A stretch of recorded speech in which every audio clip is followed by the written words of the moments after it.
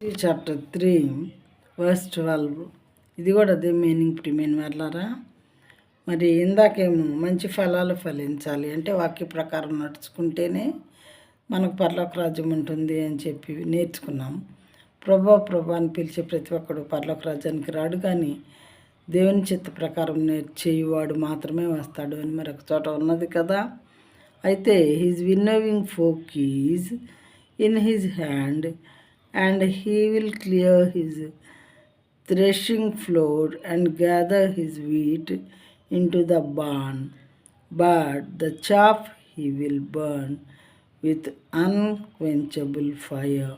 తెలుగులో చూద్దాము. ఆయన చేట ఆయన చేతిలో ఉన్నది. ఆయన అంటే ఎవరు? దేవుడు.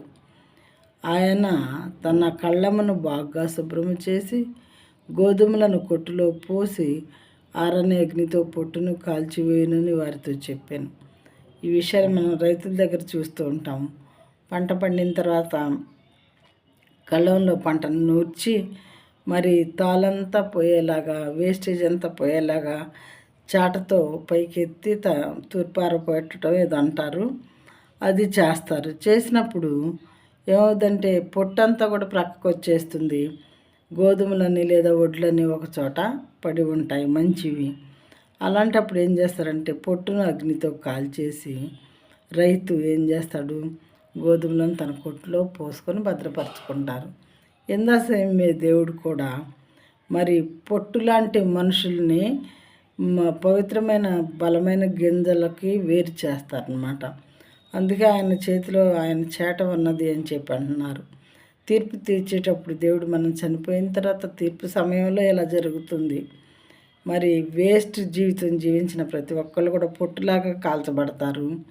పరిశుద్ధంగా దేవుని వాక్య ప్రకారం జీవించిన ప్రతి ఒక్కరూ కూడా మరి శుభ్రపరిచినటువంటి గోధుమలు లేదా వడ్లు లాగా తన కొట్లలో నింపుతారు. అంటే పరలోక రాజ్యానికి వాళ్ళు అర్హులవుతారు.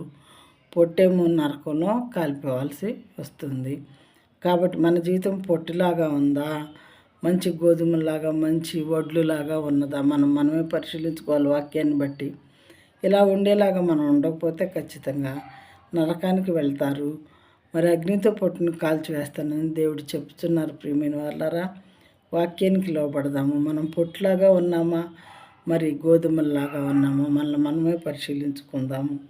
ఇందాక మంచి ఫలాలు ఫలించే చెట్లాగా ఉన్నామా, లేకపోతే నరకబడి అగ్నిలో వేయబడేటటువంటి చెట్లాగా ఉన్నాము. ఇందాక వాక్యం ద్వారా కూడా పరిశీలించుకోవాలి.